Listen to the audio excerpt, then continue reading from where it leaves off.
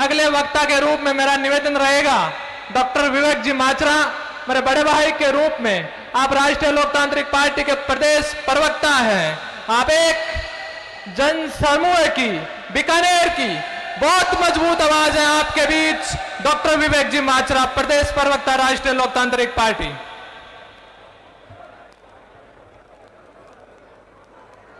मां तेरा वैभव अमर रहे, हम दिन चार रहे ना रहे, अपनी छाती पर मातृभूमि की रक्षा के लिए गोलियां खाकर अपनी अंतिम सांस गिन रहा है वो सैनिक जो भारत भूमि के तिरंगे को, झंडे को नीचे नहीं गिरने देता। जहां पर देश की रक्षा के लिए शहीद हुए जवान की मां जब उसका शव घर पे आता है तो मां कहती है कि मैं मेरे दूसरे बेटे को भी भारत की सेना के अंदर भेजूंगी। जब 20 साल की, 21 साल की उसकी पत्नी अपने उजड़े हुए सुहाग को देखकर रोती नहीं और भारत माता के चरणों के अंदर अपने सिर का वंदन करती है, उस भारत भूमि के अंदर जो नौजवानों के साथ में सेना भर्ती के अंदर जो प्रधानमंत्री नरेंद्र मोदी और उनके शासन और सरकार ने खिलवाड़ करने की कोशिश की है,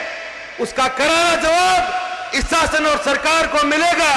आज का यह सैलाब इस बात की ओर इंगित करता है, नौजवानों की शक्ति को इंगित करता है।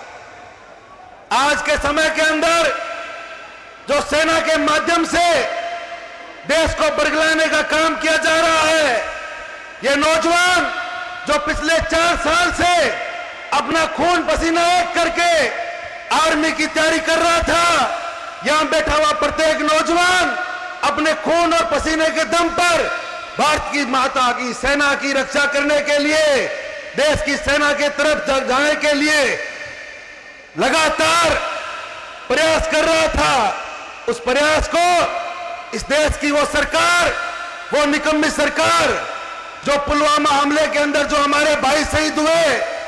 जो 300 मैट्रिक टन जो विस्फोटक सामग्री का पता नहीं लगा सके, जिस देश के सेना के अध्यक्ष एक हादसे के अंदर खत्म हो जाए, इस प्रकार की सेना की स्थिति करने वाले लोग आज देश की सेना के साथ में खिलवाड़ कर रहे हैं। लेकिन मैं धन्यवाद देता हूं बड़े भाई साहब हनुमान जी बेनीवाल का, जिन्होंने देश के अंदर प्रदेश के नौजवानों की आवाज उठाई और नरेंद्र मोदी को ललकारा और प्रधानमंत्री नरेंद्र मोदी को बताया कि मोदी जी, और जो चाय बेचड़ी है, छाती ऊपर गोली कौन खाएगी, खाली चाय बेच काम का डेढ़ है। आज 18, 19 साल के वो जवान जो छाती पर गोली खाते हैं, जिस इलाके से हम आते हैं, अमर शहीद कैप्टन चंद्र चौधरी, शहीद एहतराम गोदारा, शहीद राकेश टोटिया 20 साल की उम्र के अंदर दुश्मनों का सामना करते हुए छाती पर गोली खाई थी। मोदी जी, आपकी तरह ट्रेन के किनारे चाय नहीं बेची है। देश का वो जवान और किसान अपने हक के लिए लड़ना जानता है, जो मातृभूमि के लिए अपना सिर कटाने के लिए तैयार है, वो अपने हक और सम्मान के लिए लड़ना भी जानता है। आज की ये लाखों की तादाद के अंदर आज जो जवान हुंकार महारैली के माध्यम से आप सब लोग यहां पर आए, ये देश की सरकार को एक संदेश है कि ये राजस्थान की हनुमान रेजिमेंट है जो किसी भी सरकार से नहीं डरेगी, किसी भी सत्ता से नहीं डरेगी। आज के समय के अंदर हमें संकल्प लेकर जाना है कि गांव-गांव ढाणी तक हनुमान बेनीवाल की मजबूती को, हनुमान बेनीवाल की विचारधारा को मजबूती प्रदान करनी है, क्योंकि जिस तरह से आप भारतीय सेना के सिपाही के प्रयास कर रहे हैं, हनुमान बेनीवाल भी किसानों और जवानों का एक सैनिक है और इसके मान सम्मान की रक्षा करना आप और हम सब की जिम्मेदारी है। आजकल हम देख रहे हैं सोशल मीडिया का युग है, बात कहीं पर भी हो पूरे राजस्थान में जाती है। बड़े भाई साहब अनुशासन के प्रतीक और नौजवानों के लिए हमेशा पुरजोर तरीके से पैरवाई करने वाले नारायण जी बेनीवाल हमारे बीच में बैठे। हमें पहले जब हम छोटी कक्षा में थे तो 10वीं क्लास के अंदर जो मैडम होती थी वो कहती थी कि पर्सन कोई नहीं है, तो भी उसका खाली उत्तर पर छोड़ना, कुछ ना कुछ उस लिख के आ जाना, तो आपको नंबर मिल जाएंगे। आजकल कई कांग्रेस और बीजेपी के अंदर फेल हुए नेता बैठे हैं, उनके पास करने के लिए कोई काम नहीं है और बेले बैठे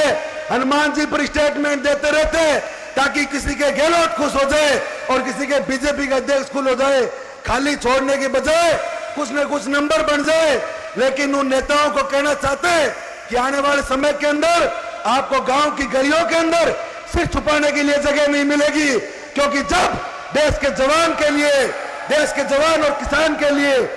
राजस्थान के जवान के लिए बोलने का समय आया,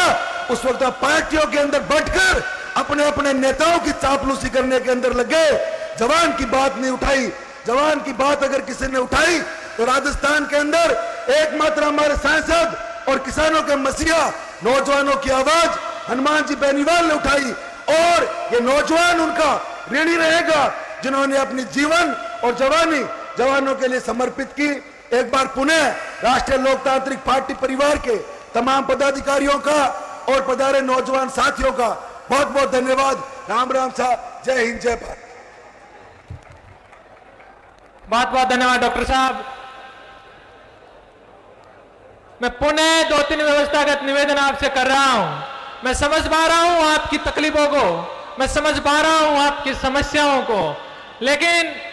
आज की इस रैली को अपन को सफल बनाना है। आज क्योंकि ये युवाओं की रैली है, इस रैली को सफल बनाने की जिम्मेदारी अपने कंधों के ऊपर है, और मैं आपके दायित्व के रूप में इधर खड़ा मैं आपको इस बात का विश्वास दिला सकता हूं इस मंच के माध्यम से कि इन युवाओं के कंधों के ऊपर अगर कोई जिम्मेदारी दी जाती है तो युवा कंधे झुकाते नहीं हैं, मजबूती के साथ खड़े रहते हैं, मजबूती के साथ लड़ते हैं। इसलिए